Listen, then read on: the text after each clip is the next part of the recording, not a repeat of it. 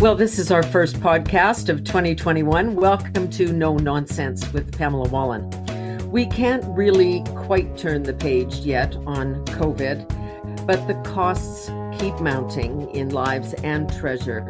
And it is clear that this will shape and perhaps even determine the answers to so many questions that are still out there. Everything from energy and the economy and the U.S. election and you name it. Our guest today is Gar Mar. He's the president and CEO of the Canada West Foundation. That's a Calgary-based think tank that's been around for nearly 50 years. It's got an interesting history in and of itself, and we'll maybe talk about that a little bit later.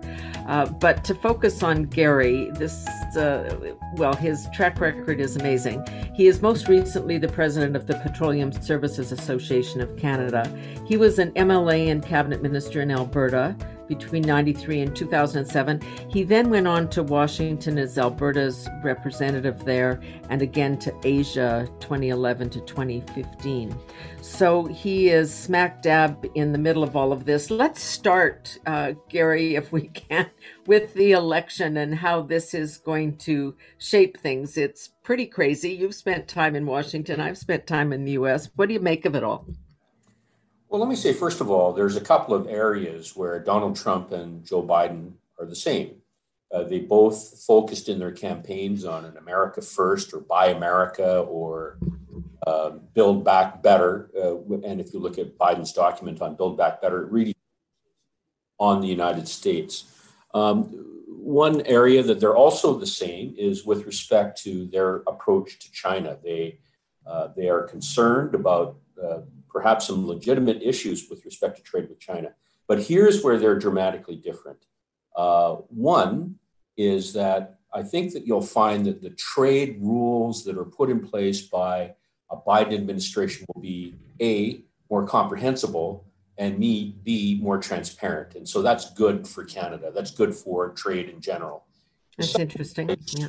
Where I think they're going to be dramatically different is that Biden appears to me to be much more of a supporter, and has said as much, of multilateral approaches rather than unilateral approaches. He's not just going to pull out of something because he's unhappy with something that's occurred. So I think this is also good for Canada, and maybe that leads into the issue of how you deal with the Canadian issue of the two Michaels. Under Trump, I think it would have been impossible to have gotten a solution to repatriating Kovrig and Spavor. But with Biden, I think there's probably a better chance that you could cobble together a coalition of like-minded countries to say to China, this is not how we conduct diplomacy. And so I think, overall, much remains to be seen, of course, what happens in Washington.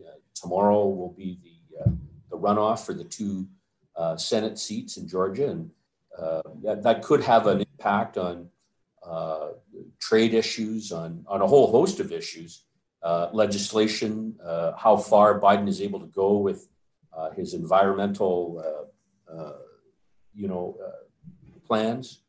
But if the Republicans retain the majority in the Senate, Joe Biden will have difficulty passing legislation on some of the things that he wants. And so what you should expect is that he'll try and accomplish as much of his agenda using regulations instead of legislation and executive orders, which of course is pretty commonplace now based on the experience of the current incumbent of the White House. So when you look, because of course energy is your bread and butter in many ways, when you look at the Green New Deal and literally trillions of dollars set aside for that, some of the actions of Democratic governors already in terms of pipelines and the flow of energy, how do you read that? I mean, let's say with a majority of all three houses or all three areas, or even if they don't control the Senate? Well, with respect to energy, and let's specifically look at Keystone XL, I can't say that I'm optimistic about Keystone XL being approved, but I can see a pathway where it could get approved. I mean, Joe Biden spent, 4 decades in the Senate. He knows all of these guys. He knows how to deal with guys like Mitch McConnell. And here's a scenario. I could see him going to Senator McConnell and saying, look, you tell me what you need out of this administration. I'll tell you what the administration needs out of the Senate. And then we start to negotiate. And maybe energy is one of those pieces. Senator McConnell comes from a coal state. You've got other senators that are very, very strong in the Senate that are Democrats like Joe Manchin, who are very pro-energy. You've got, governors that are from, the Gulf Coast and senators from the Gulf Coast who want to see energy come to fill up those refineries in the U.S. Gulf Coast. So I could see a scenario where there is perhaps a solution, even within the current composition of the U.S. Senate and the administration. You put on top of that Joe Biden's desire to re-enter into Paris, and this may not sit well with with Western premiers here in Canada, but they must rely upon Justin Trudeau, the Prime Minister of Canada, to have a good relationship with Joe Biden. And from past experience, it appears that they do have a good relationship. We should never discount the importance of the relationship between the occupants of 24 Sussex and 1600 Pennsylvania Avenue to get things done. And you could see a scenario where the Prime Minister goes to the President Biden and says, look, you want to come back to being part of the Paris Accord? We can help. We need to have a North American energy strategy. We don't want to be out of step with what the United States is doing. And the United States will have to take steps to go along some of the things that we've already put in place in Canada. And if the Prime Minister has a willing partner, perhaps one of the things that would be on the table would be the approval of the Keystone XL pipeline. So there's lots of scenarios. It's it's difficult to know what's going to happen for sure, but there are all kinds of possibilities, and don't discount the possibility that Keystone could be approved. You were once in an earlier life a minister of environment. Of course, the climate writ large was a little different than the political climate. But if we are looking for some kind of reconciliation, some kind of balance between a robust energy sector and mitigating climate concerns, is that, in your mind, really doable? Those things are always pitted against one another, that if you're pro-energy, you're anti-climate, and if you're pro-climate, vice versa. Do you think, we're seeing it on COVID in the economy, that these sort of, if we're fighting COVID, we have to kind of shut down the economy to do it. There are lots of people that believe there was a middle ground that we have missed. Do you feel the same way about the energy question? No, I don't. I think that 25 years ago, there were three sort of separate spheres of public policy: energy, the environment, and the economy. And now more than ever, those three spheres, if we're thinking of it as a Venn diagram, those three spheres overlap with one another, because you cannot have any kind of robust economy without access to affordable, reliable energy. You cannot have any kind of energy without having some impact on the environment. But when I look at the technology that's being developed, it is remarkable. And let me say, my overall thesis is energy is good. It's emissions that are bad. And if you can deal with the emissions, then you can continue to develop energy in an affordable, reliable way. And you've got major oil producers, Canadian companies, that are making commitments to net zero by 2050. I think that the combination of technology and carbon credits can get us there. You've got governments that are committing to that. I think it's entirely possible that the type of energy that we develop today, A, will be used in a different way in the future, and B, it will be produced in a way that has dramatically less emissions. And this would be a positive way to move forward on all three policy spheres of energy, the environment, and the economy. But is there going to be, I guess, the chance to do that if we move forward with what the Prime Minister announced, mere hours after Parliament shutting down the new climate strategy, carbon tax increases, the Canadian fuel standard coming? It you get the sense that they're not prepared to give the oil and gas, the traditional hydrocarbon sector, a chance to do what you're saying, because what's happening is even the projects that are already approved can't go forward because capital is fleeing. Yeah, I mean, it started long before what that was announced, just before Christmas of 2020. I mean, you look at bills like C-48 and Bill C-69. I think this created a great deal of uncertainty with respect to whether or not energy was an important part of the economic interests of Canada. Certainly, Bill Morneau, Seamus O'Regan, both have spoken in the past about how energy, including the traditional fossil fuel industry, remains an important part of the future economy of Canada. I think it's important to note that about 25% of Canada's exports are in the form of, crude oil and fossil fuel, products. That is a significant part of your economy. And so I think it's, when we look at natural resources more broadly, this is part of the bread and butter of what has made Canada really, a great country in terms of its standard of living and the quality of life that we enjoy here in Canada. So I think that when I look at the announcements made by the Prime Minister just before Christmas, a lot of it is lacking in any kind of detail as to how you would accomplish these things.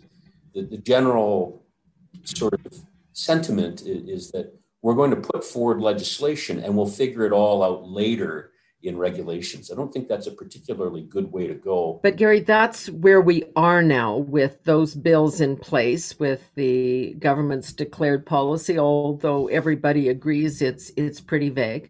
We're seeing the carbon tax moves come.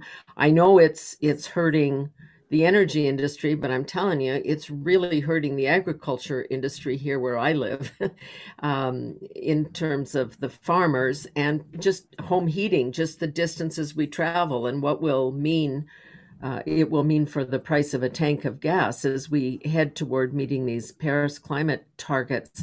What do we do about that? I know everyone's still waiting for the Supreme Court decision on this, but we've got Quebec going at it another way with the cap and trade, and other provinces either embracing or resisting the carbon tax. What's, in your mind, the best way to approach this? Well, I think if you look at energy overall across the country, the sources of energy differ dramatically from province to province. And take, for example, clean fuel standards. I don't oppose the idea of clean fuel standards, but if you look at each province's legislations and regulations, they already accommodate, some form of clean fuel standard that reflects the kind of regional differences that there are with respect to how energy is produced. So that seems to me to be an argument to say that the federal government need not regulate in this area as they are wont to do. It is an accretion or a pancaking of regulations on top of regulations, and there's no coordination. So in Quebec, about roughly half of the energy produced in Quebec is with hydro, and that's a remarkable thing. But that also means that roughly half of their energy comes from fossil fuels. And we saw last year when there were blockades on trains that were taking propane into Quebec. This was a serious issue for Quebec hospitals and long-term care centers and so on. So we have to recognize that fossil fuels will remain an important part of our energy mix for decades to come. But it will be important for us to find ways of reducing the GHGs associated with it and trying to place a set of rules that apply the same to the province of Alberta or Western Canada as they might for Atlantic Canada or Quebec or Ontario seems to me to be a lack of recognition that energy is produced dramatically differently in different parts of the country. Well, and then that leads to the other consequences. I mean, there's much discussion these days, as you know, that a carbon tax that will rise to $170 a ton by 2030, and then you compare that with Quebec's cap and trade plan, where it's about 17 bucks a ton, will go up a little bit from that as well. This creates political divisions and crises as well. Well, I think you're right about that. There's no doubt that there is a strong sense in Western Canada that we are being treated differently than other parts of Canada, and that is creating a great deal of unhappiness, particularly in the provinces of Alberta and Saskatchewan. I'm just wondering whether you see a way. I mean, you're logical that the provinces have rules that exist already. We're over-regulated. When it comes to the carbon tax, there's actually GST on a tax, so we're taxing taxes in addition to regulations. Is there any way for us to kind of move forward with the objective of responding to climate needs and embracing the idea that oil and gas will be around for a while without it being punitive to the energy sector and the agriculture sector? Well, you've hit it right on the head as to how this gets resolved. It strikes me that it can only be resolved by the coordination and collaboration among and between provincial premiers and at the First Minister's level. It doesn't seem to me that Canadians have really understood this argument particularly well. Perhaps because of the attention that's being paid to COVID, people are not paying attention to this idea that you'll have a carbon tax that goes to $170 a ton. I think that perhaps when Canadians come to this realization, then there may be a greater following of those premiers that are trying to make a difference with the federal government and saying that we need to look at this in a more balanced way. And I think it would be fair to say it is not being viewed in a particularly balanced way at this time. The thing that I have trouble with, I guess, is the whole point of a carbon tax is supposed to be to change behavior. We're going to make the good so expensive that you'll drive less or you'll take the bus, even though none of that is realistic in rural parts of this country. But if you then say it's to be revenue neutral, or we're going to rebate, and in fact, you're going to end up with more money in your pocket than you had before, then I don't know how you achieve the objective. That is an excellent question. And to me, the idea of a carbon tax is not a bad idea per se, but there's other ways of trying to achieve it that makes sense. So in Alberta and Saskatchewan, for example, they have a levy on carbon emissions on large emitters. That's not emitters, at the level. That's on large emitters. And what they do with the money is they take the money and they put them into technology funds. And this is how a province like Saskatchewan is able to put $1 billion into carbon capture and storage in the province of Saskatchewan. Now, the province of Saskatchewan, population-wise, $1 billion is a significant contribution. Yeah, and for sure. Credit should be given to the government of that province. Credit should also be given to the Kenny government here in Alberta, where they've done the same thing. I mean, who's had a carbon tax or a carbon levy sooner than any other province in North America? It's the province of Alberta since 2006. But the difference between this carbon levy and the carbon tax that the federal put in place is that the carbon levy actually raises money to go back into a technology fund that allows us to be able to develop energy with a lower carbon emission. I think that's a very positive thing.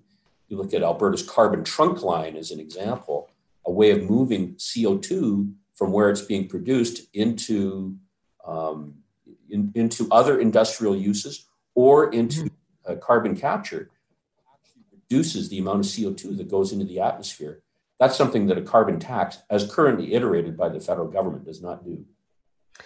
Do you think Premier Kenney's view has changed on this? I read a piece that you wrote, I don't know when it was, I think last fall maybe, in October, in which you've said that he has really stated this. I don't know who's paying attention, but that if you're going to attract capital, or perhaps more importantly, keep capital and stop the flight, that there is going to have to be a demonstration that companies and governments are serious about improving environmental performance. When you talk to people in the industry and people like you, they say, look, we're doing this. It's just not being acknowledged or recognized. I think that's a fair comment. I think that if you, again, I go back to those major producers here in Canada of energy, I think that probably 80% of Canada's oil and gas is produced by less than a half a dozen companies, 5 companies. And they're making commitments to being net zero by 2050. This is a remarkable thing, and they're putting the money in. Here's an example when it comes to clean technology. Of the $2 billion that's been invested in clean technology, about 3/4 of it has been by the oil and gas business. And you've got,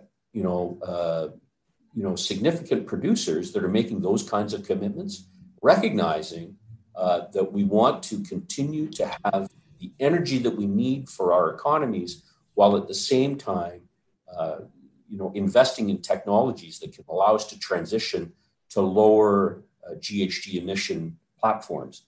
I think this is a very good thing. And I think that people like Minister O'Regan have acknowledged the efforts of the oil and gas industry. I'm not sure that's true of the majority of people in the federal cabinet today. The other argument, I guess, is if you look at the hydrogen strategy or the mini nuke reactor strategy or other things that are associated with all of this, there is a lot of expertise in the traditional energy sector. Those are the people that you're going to turn to make this other stuff a reality. It's not going to be people that, drop from the sky. It's people who know, what they're doing. Well, hydrogen's a really good example because, and there's lots of discussion about green hydrogen and blue hydrogen and so on, but all of that is a red herring, because producing green hydrogen can actually, depending on how you produce it, can actually produce more GHGs than getting your hydrogen from natural gas. So the idea of using natural gas, which is in great abundance in Canada, being the source of your hydrogen completely makes sense. And you will still need the kind of people that, petroleum services business to be producing natural gas in order to have the hydrogen for fueling up, heavy transportation that goes across the country.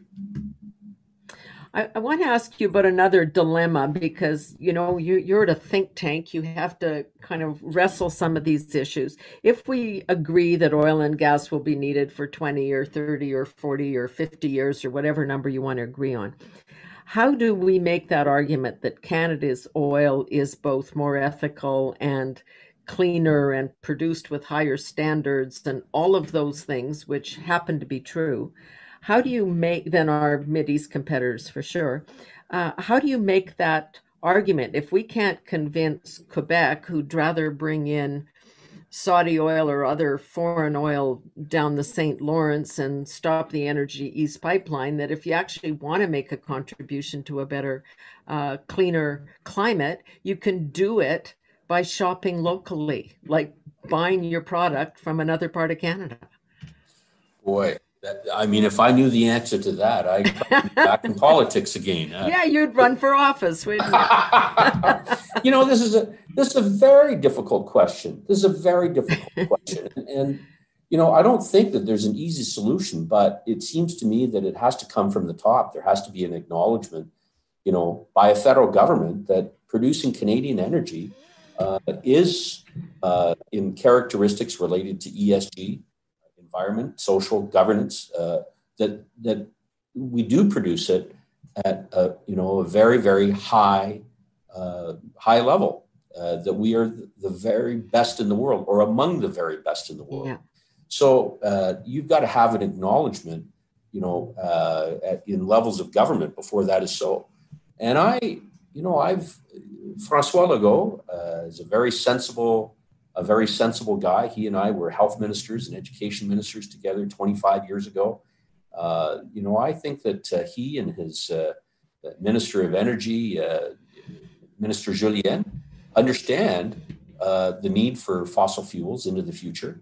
When I met with Minister Julien, he acknowledged to me, he says, I know that, Bombardier aircraft don't fly on electricity. And I also know that the most popular vehicle sold in Quebec is the Ford F-150 truck, which does not run on hydrogen or is not an electric. So right. There is an acknowledgement, but of the importance of fossil fuels and will be for, many, many years to come.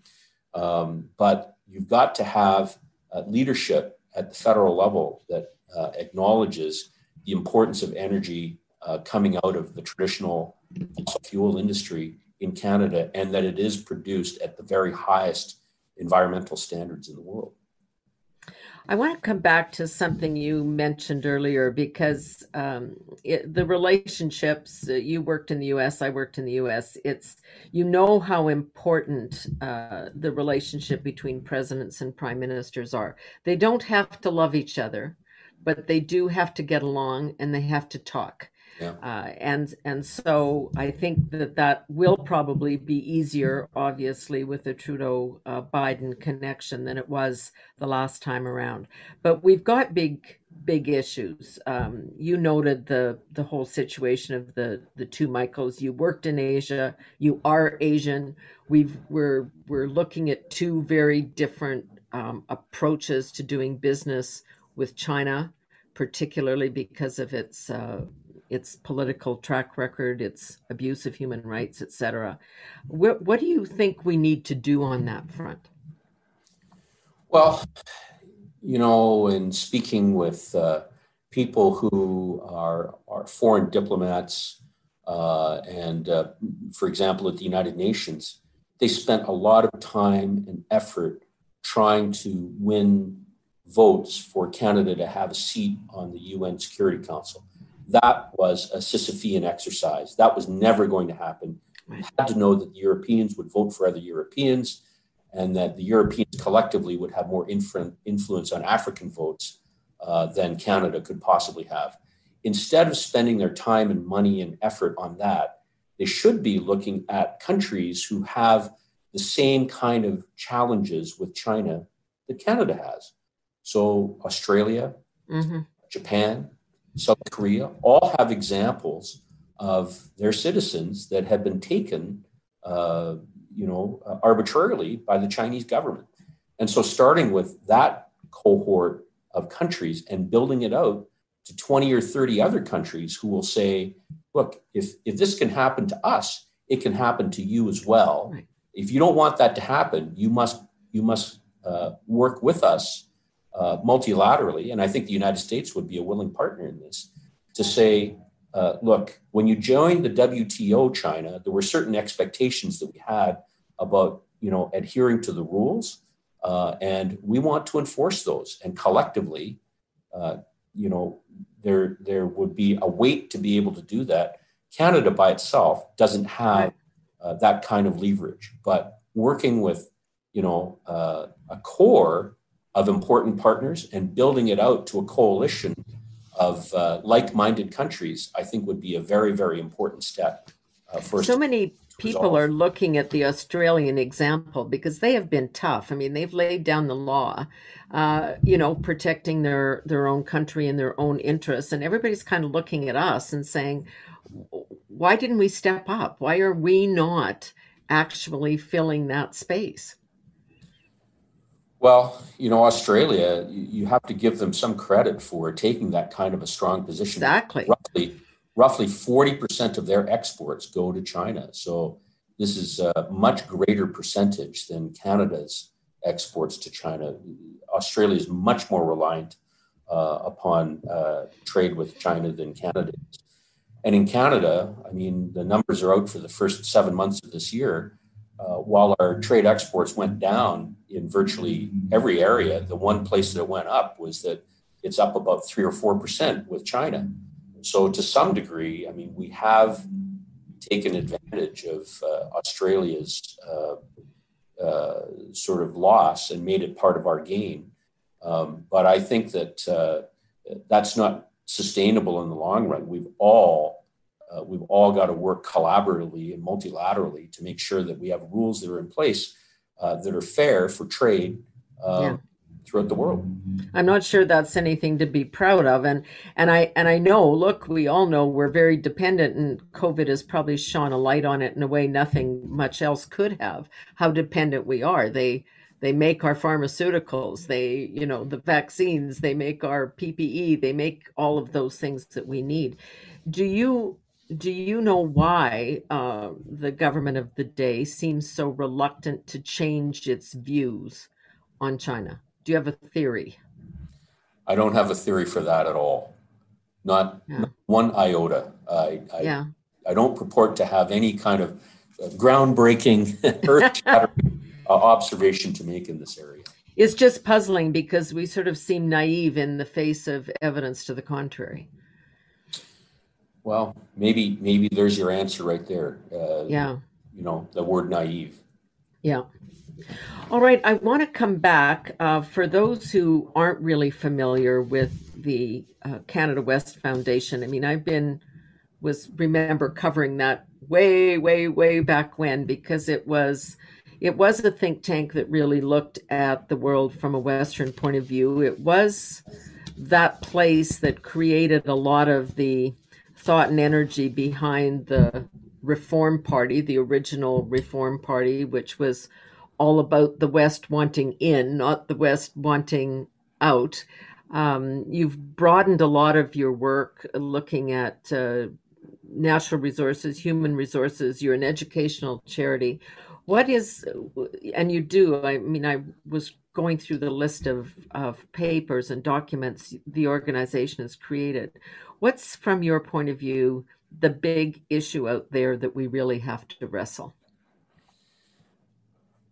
I think when you look at its core, the Canada West Foundation wants to level the playing field of what appears to be an asymmetrical federal public policy in a whole host of areas. And I can give you this example. The federal government entered into the Canada-European Free Trade Agreement, the CETA. They did a deep dive analysis as to what the economic impact of that would be. Most of that impact would have been in central Canada, Eastern Canada. After they entered into the agreement, they did an analysis of the kind of trade infrastructure that would be required, airports, roads, bridges, rail, and so on, in order to breathe life into CETA and make the most of the economic opportunity. Compare that to the issue of the TPP. People will recall that the federal government nearly walked away from the TPP. The Prime Minister stood up, Prime Minister Abe in Tokyo. They didn't do an analysis of the economic opportunity that it represented. The Canada West Foundation did that analysis. And based on the strength of those numbers, I think that it helped bring the federal government back to the table to enter into the TPP. After that, there was no federal analysis of the trade infrastructure that would be required to breathe life into it. So the Canada West Foundation has done that.